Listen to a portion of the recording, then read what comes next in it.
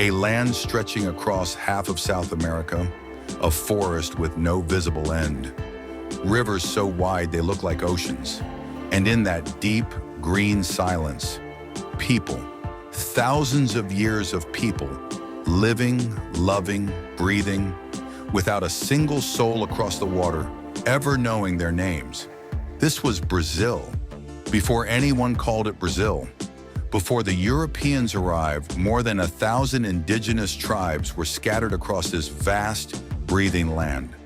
The Tupinamba, the Guarani, the Arawak, the Carib, the Jay, and dozens more, each with their own language, their own rituals, their own entire world. They were hunters, farmers, astronomers. Some of them built cities deep inside the jungle that would leave archaeologists speechless centuries later. These people didn't fight nature. They moved with it.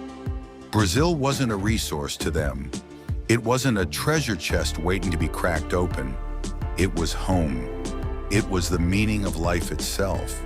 But the peace of that jungle wouldn't last. There were men on the water who didn't yet know where they were going. Pope Alexander VI picked up a pen and split the entire world in two. Everything west of the line, Spain's. Everything east, Portugal's. The Treaty of Tordesillas sealed Brazil's fate before a single European eye had ever seen it. Men sitting thousands of miles away divided a land they'd never walked on, like cutting a cake at a table where only two people were invited, as if the world belonged to them, and everyone else was just a temporary guest. 6 years later, April 1500, Pedro Álvares Cabral was sailing to India with a fleet of 13 ships. But something happened. Maybe an accident, maybe deliberate. Historians still argue about it to this day, and they still haven't agreed. What we know for certain is this. On April 22nd, 1500, Cabral reached a shore that was nothing but green, not India, not anything he recognized, a country with no name, people who seemed to have fallen from the sky. He called it Vera Cruz, the true cross. The first thing the Portuguese found valuable was a tree, the pau Brasil, a deep red hardwood that produced rich dye and sold for good money in European markets. That tree became so central to trade that its name was given to the entire land. Brazil, named after a tree, a beginning that, from its very first breath, tasted of exploitation. When the Portuguese realized this land was paradise for growing sugarcane, everything changed. Enormous plantations spread across Bahia and Pernambuco. Europe was drunk on sugar and couldn't get enough. Brazil could produce it. There was just one problem: labor. The Portuguese first turned to the indigenous people, but forced labor on sugar plantations for people who had lived free for thousands of years. That meant death. And if the work didn't kill them, disease did. Smallpox, measles, influenza, diseases the indigenous immune system had never encountered, had no defense against.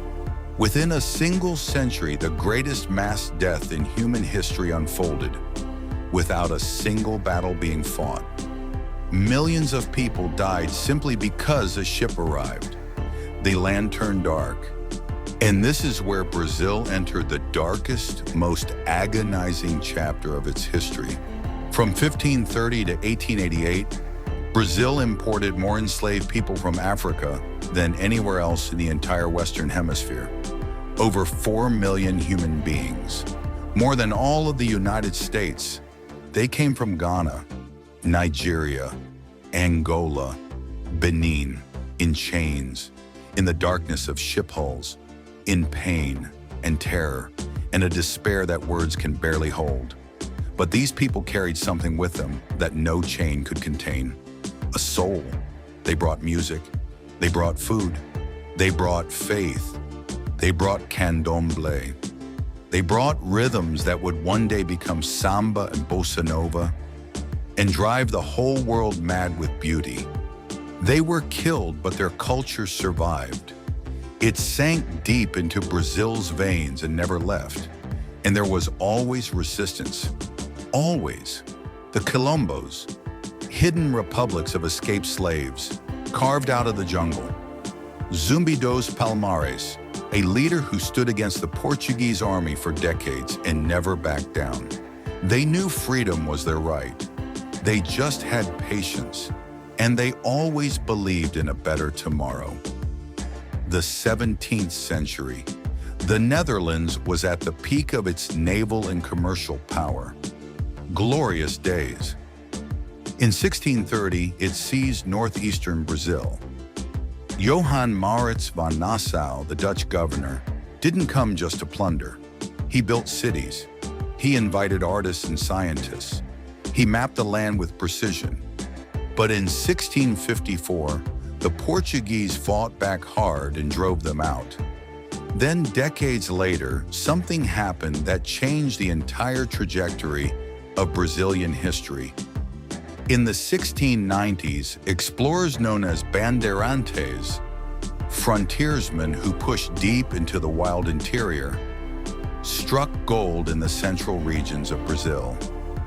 When the news spread, a wave of migration unlike anything imaginable broke loose. Hundreds of thousands poured into Minas Gerais from Portugal and Africa. Cities like Ouro Preto were carved into the mountains, adorned with the most breathtaking Baroque architecture in all of Latin America. But that gold never stayed in Brazil. It sailed to Lisbon.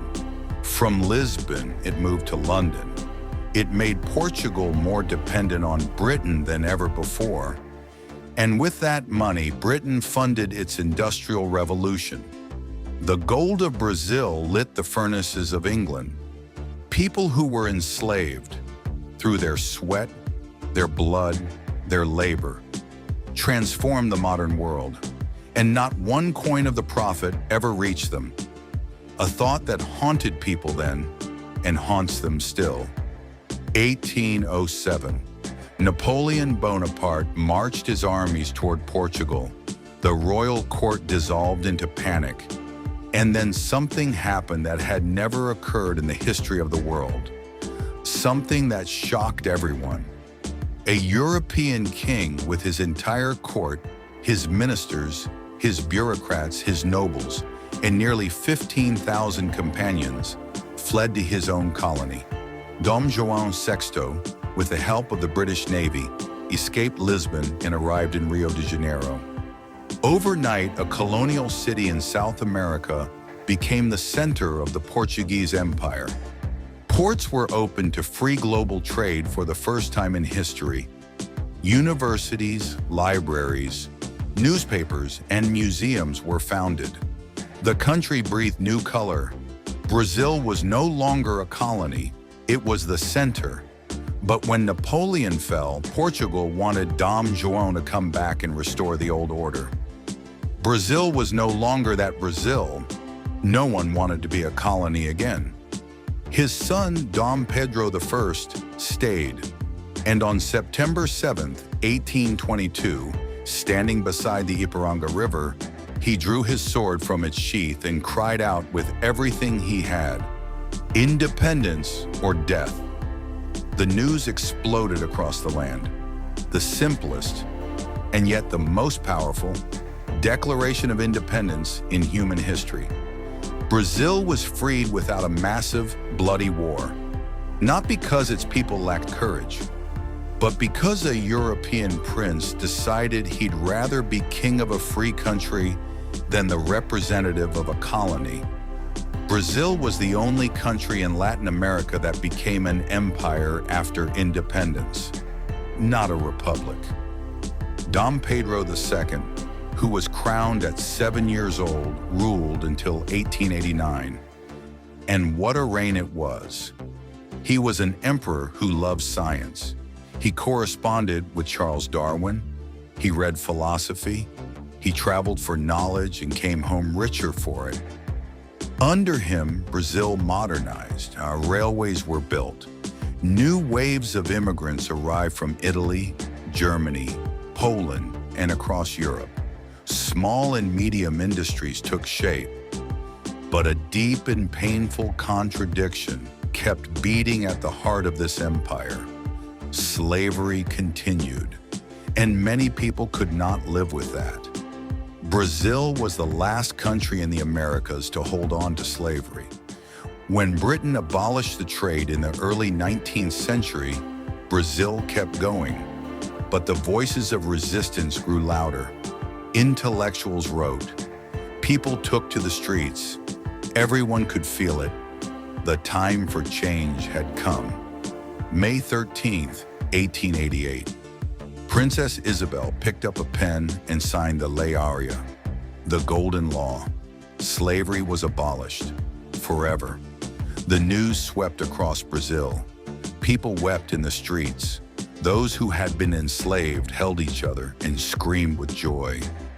It was a day that was never forgotten and will always be spoken of. But the wealthy landowners, whose entire world had been built on slavery, were furious. They wanted revenge.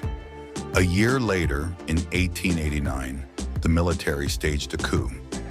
Dom Pedro II, old, sick, and tired, was exiled to Portugal. The empire was over. It was gone, and the republic began. Brazil's first republic, from 1889 to 1930, was an oligarchy run by powerful landowners. Power alternated between the coffee-rich state of São Paulo and the dairy-rich state of Minas Gerais. People called it, with bitter irony, café com leite, coffee with milk politics. But this same era was a period of extraordinary transformation. A massive wave of immigration began and never really stopped. The numbers were staggering. Italians arrived with fire and love. Japanese immigrants came from 1908 onward, with discipline and relentless determination. Lebanese came with sharp commercial minds. Germans brought skill and precision. Spaniards, Poles, Russians, and dozens of other nationalities poured in. They spread across the country. Each one brought a language, a flavor, a way of seeing the world. Brazil became a melting pot unlike anything else on Earth. The country was taking on a whole new color. Today, Brazil has the largest Japanese population outside of Japan, the largest Lebanese population outside of Lebanon. The Italian immigrants who worked the coffee fields of São Paulo, their grandchildren now hold Italian passports from the European Union. São Paulo grew from a small colonial town into the industrial engine of Brazil. Factories rose. The city exploded. Brazil wasn't an old country running out of road. It was a country still being built, and no one knew where it would end. But people believed, day by day, they were watching their country become something great. 1930. The Great Depression had destroyed coffee prices. The coffee and milk system was collapsing. A military coup brought Getúlio Vargas to power. A man from Rio Grande do Sul. A man who was neither left nor right, but a man who knew, with deadly precision, how to hold power and how to move a nation. Hard or easy, it didn't matter to him. He industrialized Brazil at a speed that was almost impossible to believe. He built steel mills, power plants, heavy industry, and most importantly, he founded Petrobras, the national oil company, with a slogan that lodged itself permanently into the heart of Brazilian nationalism. The oil is ours. Vargas shaped modern Brazil more than almost any other figure. Millions witnessed it. Then in 1954, under crushing military pressure, he knew it was over. He didn't leave quietly. He picked up a gun and took his own life. He left a letter, addressed to the people of Brazil. He wrote that he had lived for them his entire life, and now he was dying for them. Brazil wept. Who could have believed that a man with that much power would leave the world like that? Many were heartbroken, and many still are. Juscelino Kubitschek came to power in 1956 with a promise so insane people laughed at him. 50 years of progress in 5 years. He didn't laugh back. In the middle of a dry, empty stretch of central Brazil, from absolute zero, he built a new capital city. Architect Oscar Niemeyer and urban planner Lucio Costa designed Brasilia in the shape of an airplane, and everyone stood with their mouths open. Those buildings still rank among the greatest collections of modern architecture on the entire planet. That is what art looks like. But in 1964, the military staged another coup. 21 years of military dictatorship began. Opponents were imprisoned, tortured, they disappeared, some were killed, thousands were forced into exile.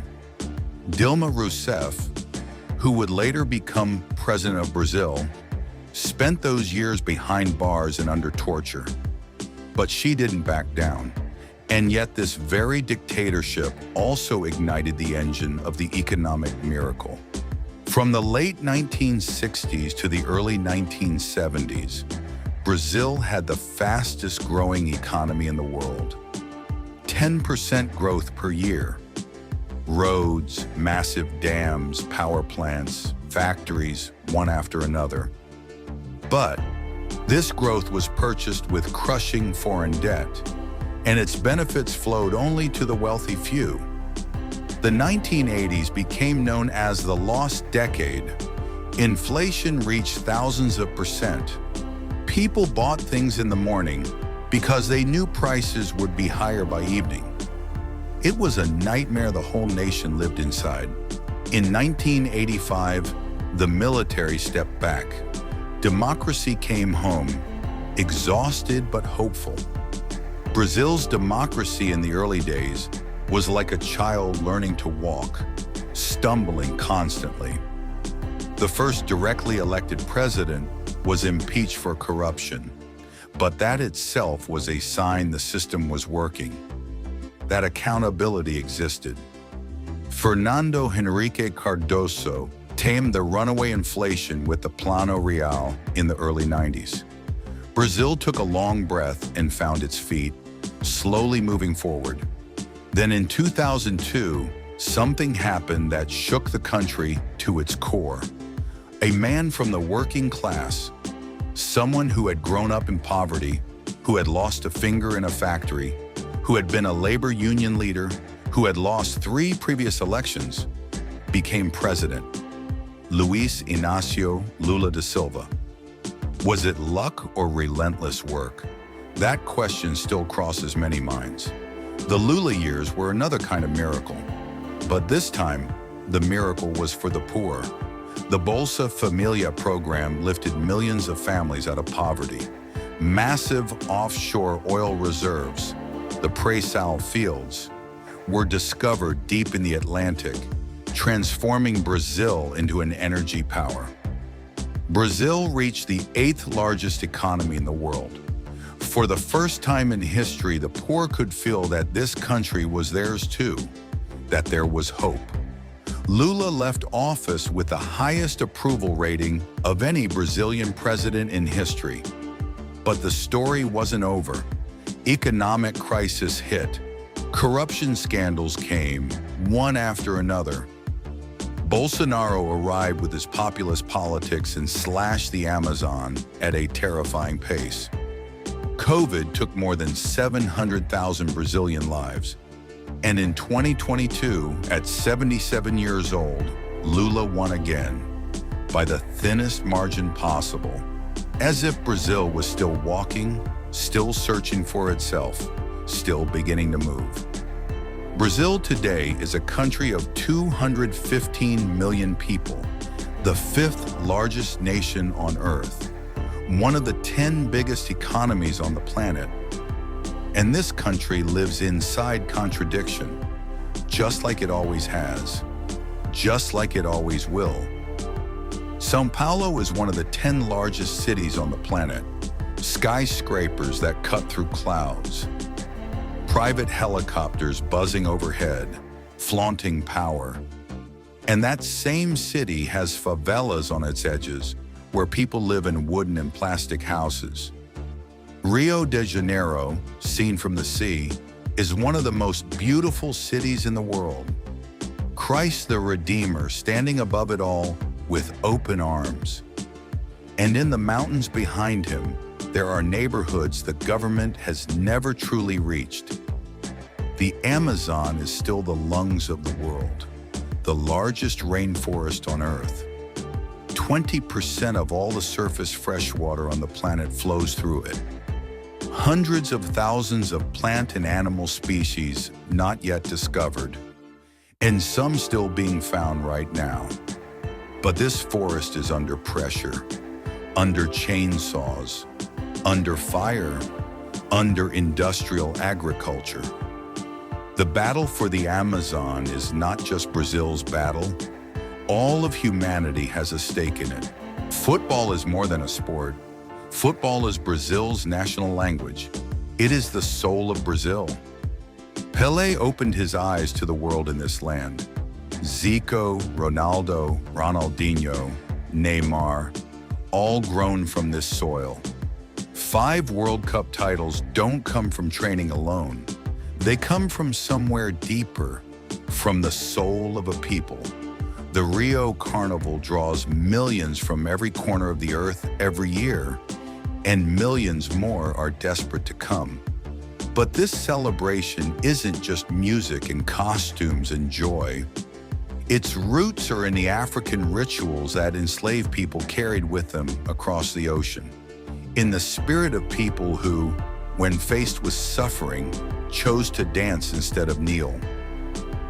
Brazil is an unfinished story, a land that emerged from the gut of colonialism, rose up from under the chains of slavery, climbed out of the ashes of dictatorship, walked through the fire of economic collapse, and is still standing. And day by day, it is still moving forward, still laughing, still dancing, still dreaming, still full of hope. This is Brazil, a giant that may not have always been awake, but when it wakes up, no one can look away. This land came here to stay, and it breathes, and it lives, and it is not going anywhere.